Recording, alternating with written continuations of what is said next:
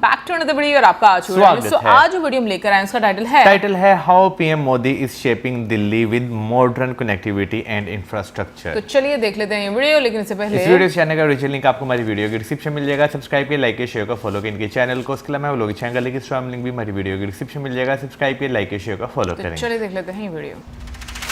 प्रधानमंत्री नरेंद्र मोदी के दूरदर्शी नेतृत्व में मेट्रो रेल ने आधुनिक भारत की रफ्तार को नई दिशा दी है। आज देश में 1140 किलोमीटर से अधिक मेट्रो नेटवर्क ऑपरेशनल और लगभग 900 किलोमीटर नेटवर्क निर्माणाधीन है। इस बदलाव का सबसे प्रभावशाली केंद्र रही है भारत की राजधानी दिल्ली।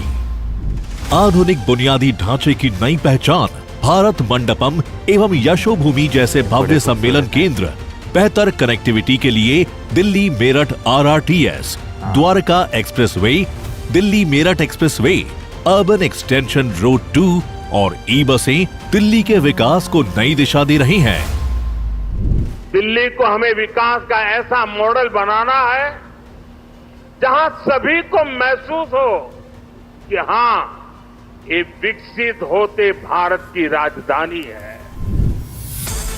तेजी से संवरती दिल्ली की इसी श्रृंखला में अहम भागीदार रही है दिल्ली मेट्रो। दिल्ली NCR में आज 500 किलोमीटर से अधिक मेट्रो और RRTS नेटवर्क ऑपरेशनल है और 147 किलोमीटर से अधिक निर्माणाधीन है। मेट्रो के विकास की इस यात्रा में आज एक और महत्वपूर्ण अध्याय जुड़ गया है।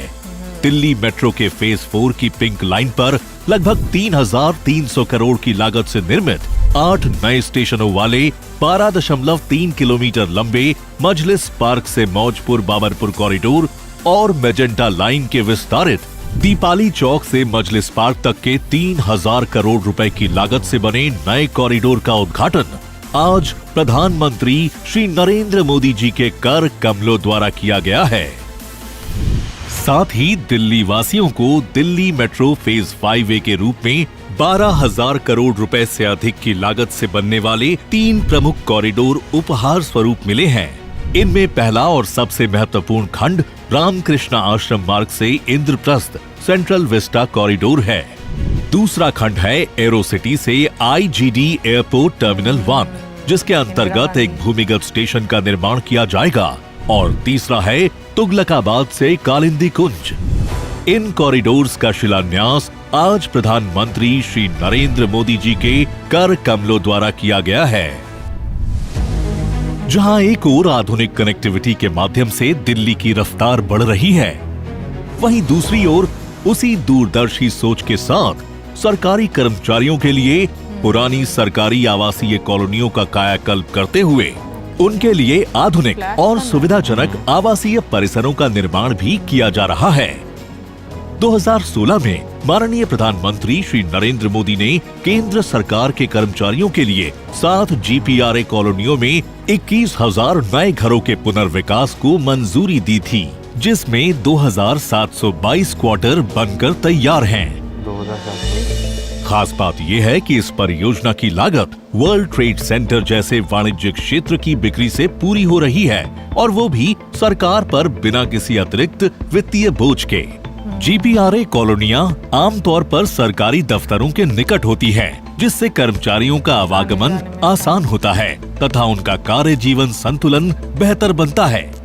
इन कॉलोनियों के जरिए सरकारी कर्मचारियों के लिए आधुनिक बहुमंजिला परिसर के साथ अधिक आवासों की उपलब्धता, विश्व स्तरीय आवासीय वातावरण और बेहतर डिजाइन के कारण हरित आवरण में वृद्धि सुनिश्चित की जा रही है। इन कॉलोनियों में solar energy, smart water meter, zero discharge system, waste management और EV चार्जिंग जैसी आधुनिक सुविधाएं हैं। यहाँ हर इमारत गृह रेटेड यानी ऊर्जा दक्ष और पर्यावरण अनुकूल है।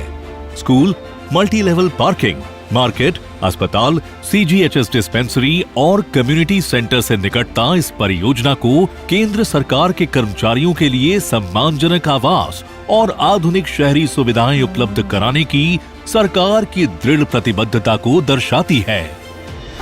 इस ऐतिहासिक अवसर पर आज माननीय प्रधानमंत्री श्री नरेंद्र मोदी द्वारा केंद्रीय सरकार के कर्मचारियों के लिए लाइट्स अच्छी लग रही हैं। GPRA के 2722 फ्लैट्स और नेताजी नगर के GPOA को राष्ट्र को समर्पित किया गया है।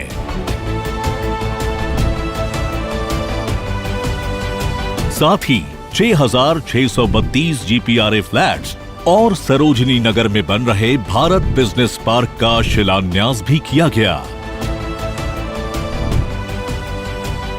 दिल्ली बदल रही है, आगे बढ़ रही है। भाई सबसे पहले तो मैं बात करना चाहूँगी इंफ्रास्ट्रक्चर की और जो मेट्रो लाइन का एक मतलब कनेक्टिविटी जो होती है, कनेक्टिविटी भी और जितनी उसकी रेंज है उससे आइडिया होता है कि भाई दिल्ली कितनी बड़ी है। यानी कि आप ये देखो कि एक जगह से दूसरी जगह जाना और फिर ऑब्वियसली टाइम के साथ साथ शहर जो है वो बढ़ते भी हैं, उन मतलब एक्सपेंड होना शुरू हो जाते हैं, लेकिन उनकी भी कनेक्टिविटी साथ में रखना, तो मुझे लगता है कि वाकई में ये बहुत बड़ी सुविधा होती है। यार सबसे बड़ी जो है ना जो चीज़ होती है वो होता है कि भाई आप जो है ना टाइम रहते हुए डिसीजन जो है ना वो लेते हैं, क्योंकि हम दिल्ली को अगर देखें तो अभी से नहीं, एक लंबे अरसे से दिल्ली में जो है ना मेट्रो का एक्सपेंशन जो है वो हो रहा है। और साथ साथ ये चीज़ अच्छी लग रही है कि जैसे जैसे शहर एक्सपेंड होता जा रहा है ना, उस तरह मेट्रो का भी जो है ना वो एक्सपेंशन होता जा रहा है। ये नहीं कि भाई ठीक है जितनी चल रही है उतनी को जो है वो चलाते हैं, बाकी आप और भी नए नए कॉरिडोर्स बनाकर उन्हें जो है वो कनेक्ट जो है वो कर रहे हैं। तो ये सुविधा जो है ना होना पब्लिक के पास ये बहुत इंपॉर्टेंट है, क्योंकि इससे एक तो रोड पे जो प्रेशर है ट्रैफिक का वो कम होता है, पहली चीज़ ये। दूसरा जो है इकोनॉमी पे जो फ्यूल का बर्डन होता है वो बहुत ज़्यादा कम जो है वो होता है। अभी जैसे हम देखते हैं कि भाई जो इंडिया की करंट गवर्नमेंट है उसमें और भी बहुत सारी चेंजिंग जो है वो लेकर आई गई हैं। जैसे जो है भाई पहले जो है वो जितने भी ये मंत्रालय होते थे वो डिफरेंट बिल्डिंग्स में जो है वो आपको देखने को मिलते थे। उनके रेंट जो है अफोर्ड करना, मेंटेनेंस, हर चीज़ अफोर्ड करना वो गवर्नमेंट के ऊपर ही जो है वो एक बर्डन है। लेकिन हम देखें तो अभी रिसेंट टाइम्स में जो है एक ही बिल्डिंग, एक ही ब्लॉक बना दिया गया जहाँ पे आपके सारे मंत्रालय जो है वो बैठेंगे और काम आपका जो है वो इजी होगा।